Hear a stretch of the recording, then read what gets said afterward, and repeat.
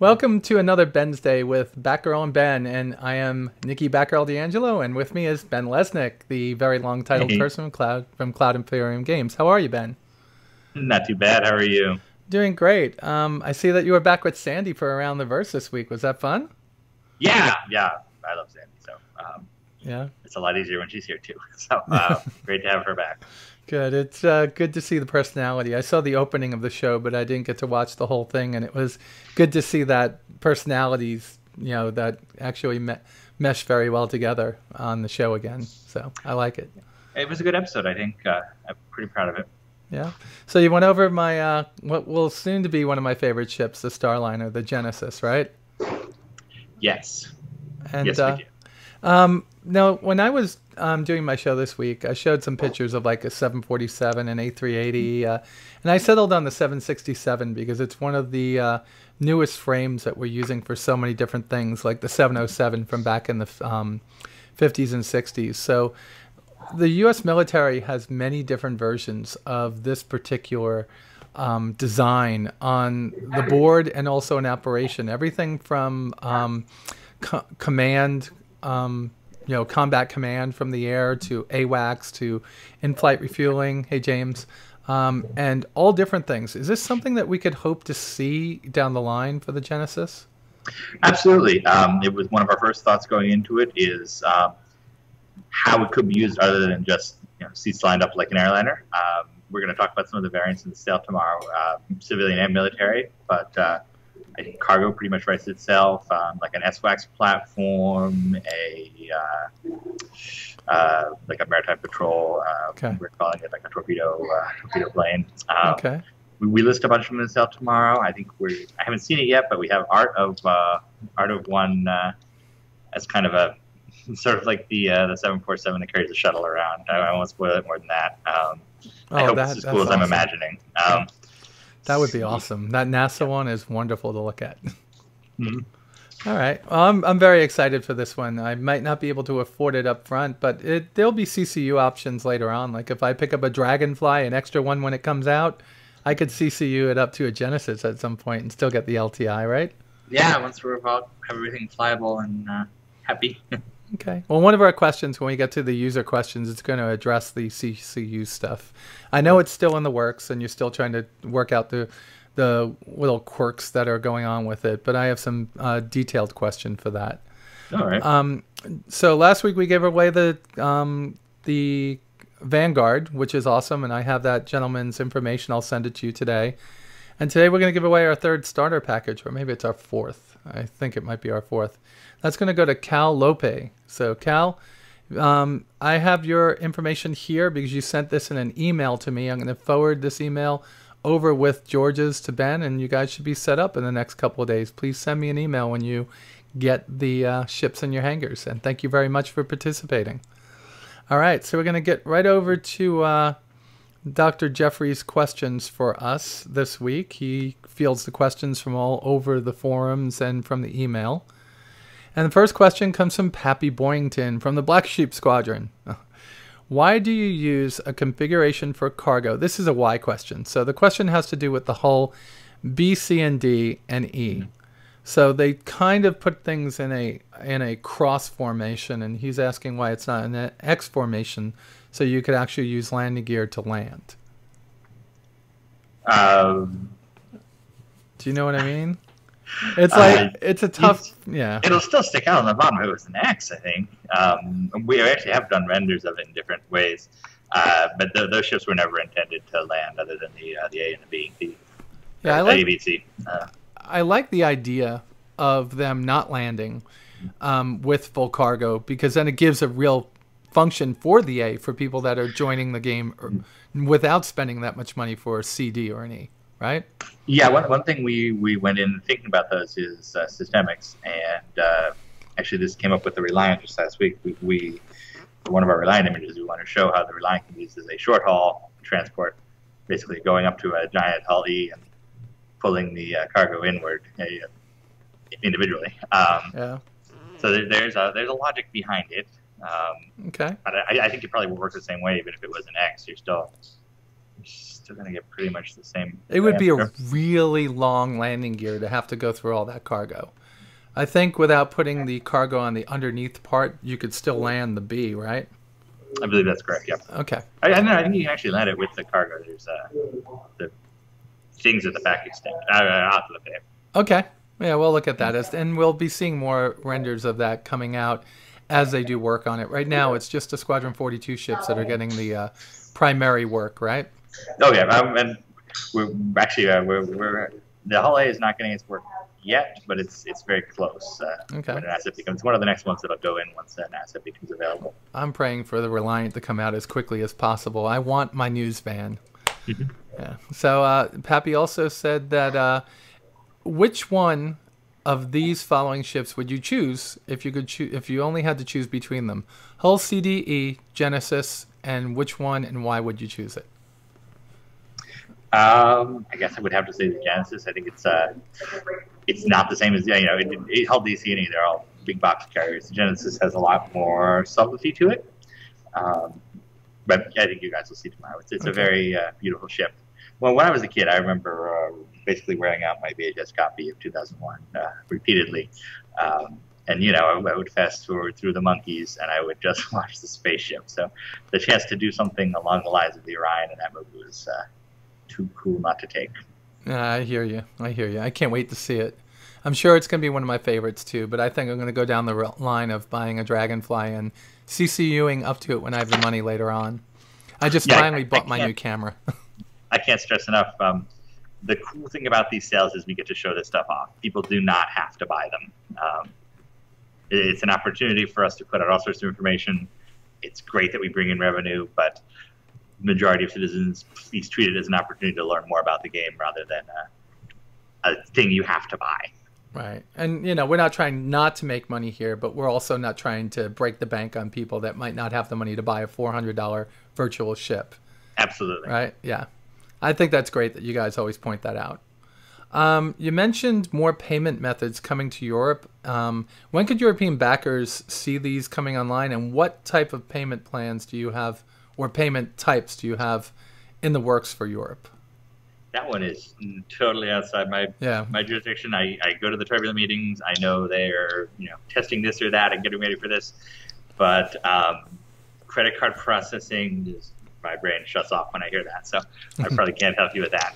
Yeah, that definitely. Turbulent takes care of all the web type stuff for us, for you guys. So that would probably be something that we'd have to ask you to ask them and then get back to us. But what a fantastic problem to have, people wanting to have more ways to spend their money with you. So they definitely do want to spend their money with you, especially on these wonderful ships and different other things that are going to be coming out. Yeah, and I don't want to come off as somebody who's flippant about all that. I definitely want people to have more payment options. It's just beyond my understanding. Okay. So Bad Donkey wants to know, how did the FPS review go this week? Chris is putting together a letter about the FPS. I've seen drafts go back and forth. I think possibly I don't want to say when about anything, but there will be details. There will be details. There will be details. Right, so it may or may not come out in the next few days or more. Yes. Okay. Eris asks, NASA's Dawn probe has now sent back stunning images of the asteroids, dwarf planets Vesta and Sirius, giving us the first views of these worlds. Since there is now a wealth of data about them for modelers and graphic artists to work with, can we look forward to be seeing some things like this in game? I'd love to see, I'd love to be able to visit these places when the Sol system gets put in the game. Oh yeah, we use all that stuff for reference, and I know I've seen the team Skype already passing around the series photos. What was that I saw yesterday? The pyramid and all that. Yeah. So. Well, it's wonderful, right? Yeah, we use all that for reference, and we'll continue so to do. Dave Haddock, who's our lore master, he seems particularly adept at pulling stuff from like the very cutting edge of astronomy and physics, and working that into his lore. So definitely he'll. Well, that is wonderful. I love that NASA has these probes out there, and the more they go out there and look, the more vast and the more small I feel on this planet. It's like the solar system just got bigger by a factor, right? Notable Joe, I think he's a famous game character, isn't he? Will it be possible to ensure captured scythes or other Vandal ships in the PU, or will they remain non-insurable? I believe the plan is to be non-insurable. Okay. If I go and steal a MiG, I can't insure. I'm not going to touch that one. I believe the plan is that they're not insurable, just because it wouldn't make sense. But we'll see. It's tough, right? Because we're going to have a lot of, people that are taking part in Operation Pitchfork are expecting to have a lot of different Vandal ships, and we want to keep them, right? So it's going to be tough. What I would say is there will probably never be a system where you say, oh, I'm going to insure this site, and when it gets blown up, I get another one. Instead, there will be, if there were an insurance system for sites, which I'm not sure about, it would be more along the lines of, hey, this company will pay me X number of credits if I lose my ship. Right. But the people you that just don't. Okay, Sorry. I'm so sorry. You just don't want to break the immersion of. It wouldn't make sense for there to be a company that spits out captured alien ships. So. But you might be able to go pick up your Hulk and have somebody put it back together again. Yeah, that's probably your best bet. Okay. Well, unless you get blown to bits like I do when I go into the battle royale these days. Would CIG consider selling hardback language tutorials once the alien language has been developed? People want to speak Klingon, now they want to speak whatever languages we will have in here. I don't know about selling hardback. I don't know why specifically hardback. I don't know about selling something like that. We will certainly tell you everything we do as we lock it down. So it's more information that's going to be available for free. Yeah. Okay. So, I didn't even think that would be a big thing, having to learn the language and how to speak it. I guess that's one of the things that David Lademan's working on, right? Yes, David. Yeah. So I could. Man, we're off today. I'm so sorry, Ben. Guys, I am sorry. We're normally on. I guess I could send that. What I'll do for you is I'll contact David Lademan. I have him on Skype also. And I'll get that question answered for you directly from David Lademan. I think if you want to learn how to speak the languages, he might be able to tell us what we'll go for with that. Does that make sense? Yeah. Yeah. All right. And once the PU goes live, this is all from Notable Joe. How big of a part of the overall game do you see Arena Commander and Star Marine being? Will they maintain a large focus or just be used as a test bed for new ideas? No, they're a test bed. Once the PU launches, whenever that happens, Arena Commander and Star Marine are video games that exist in our world. You play them to let off steam. We use them for prototyping, certainly, although I'm sure less and less of that as we lock things down. Yeah. But yeah, the idea is that the real adventure is elsewhere. But they'll be part of the esports that you guys will be doing, right? Or is that going to move somewhere else? It's going to depend. In my experience, esports don't work when you point at something and go, "You there, esport that." It's something that evolves much more naturally. So we're going to give people tools to try to make that happen. Okay. So maybe people will play Arena Commander professionally. Maybe they will go off to a particular racetrack in the Star Citizen universe. Maybe there'll be a dueling asteroid that comes up, and so there's stakes. We'll see. Okay. All right. So I guess I get what you're saying there, because esports would make more sense being a place in the game than it would being someplace that you had to go to, right? That's what you're saying? All right, folks, I had a little bit of a glitch there. I had an email come through. I kicked it off the screen. It deleted my questions that Dr. Jeffrey sent me, but I had a couple more in here. If I forgot your names, I apologize. So with the coming of the CCU upgrade, which I know isn't worked out yet by Turbulent or by you guys, do you foresee still being able to CCU when the game goes live, when supposedly you're not going to be selling ships the way that you are today? I don't see it as something that would happen out of the game. I don't want to stick to that because who knows what'll change. Right. But right now, I don't see that as what we're going for. It's the CCUs. They're not something. Again, they're not something that makes sense in the universe. They're something that makes sense to backers. It's something we do to save people money, to prevent them from having to buy ship after ship after ship they might not want. Okay. But it wouldn't really work in the world. Right.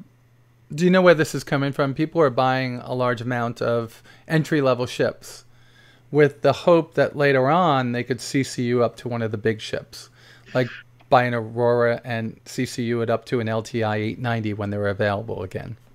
Well, in the game world, that's not a problem because you just go back to your ship dealer and you say, I'm going to sell my Aurora, give me the market value, I'll put that towards the other ship. But they don't get LTI in it that way. LTI will not matter in any way. I know, but you know that we've tried to convince people this forever, and at this point, there's no convincing, right? No, I don't think go through any special hoops to make LTI matter in that way in the Edition universe.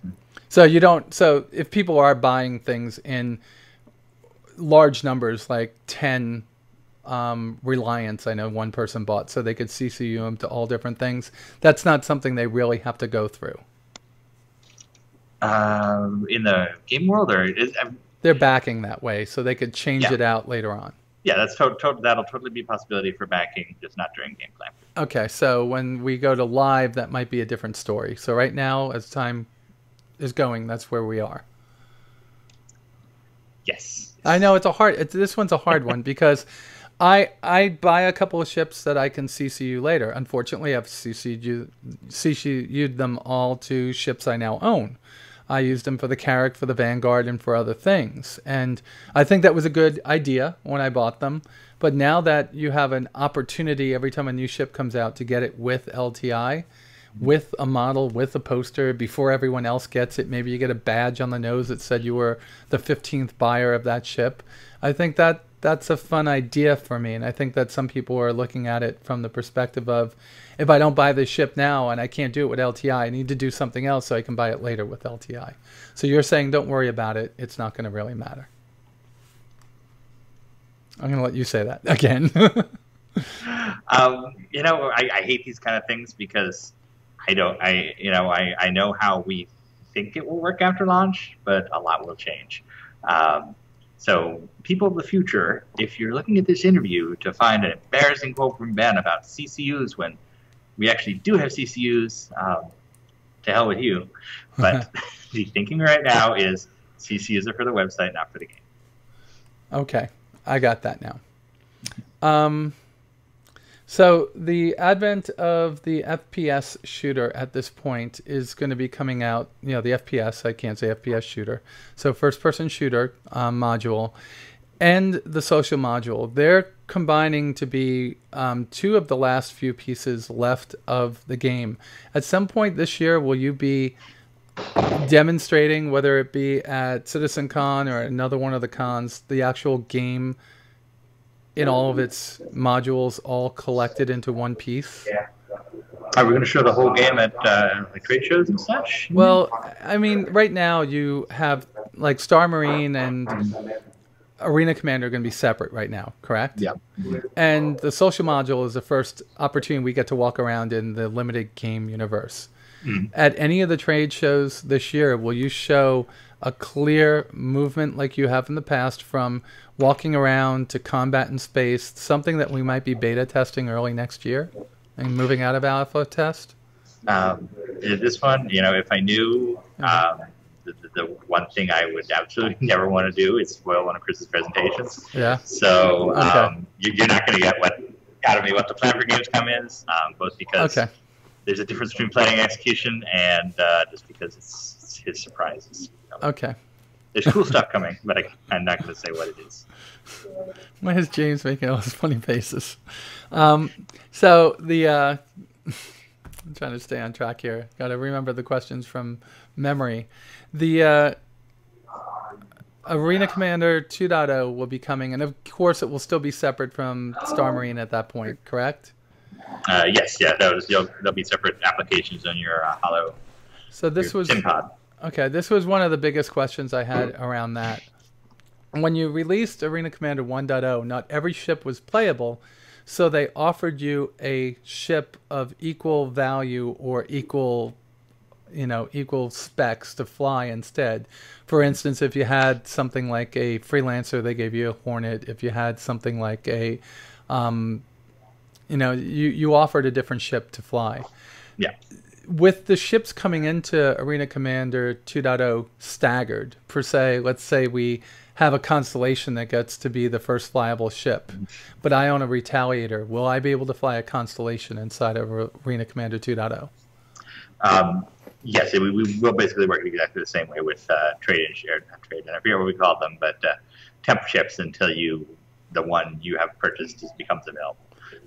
The Retaliator is actually the one that's furthest along, so I wouldn't too worry about that. We're using it as a test bed for everything. So Retaliator probably should be good. Okay. Well, that's good to know. So does that mean the Constellation's a little bit further back?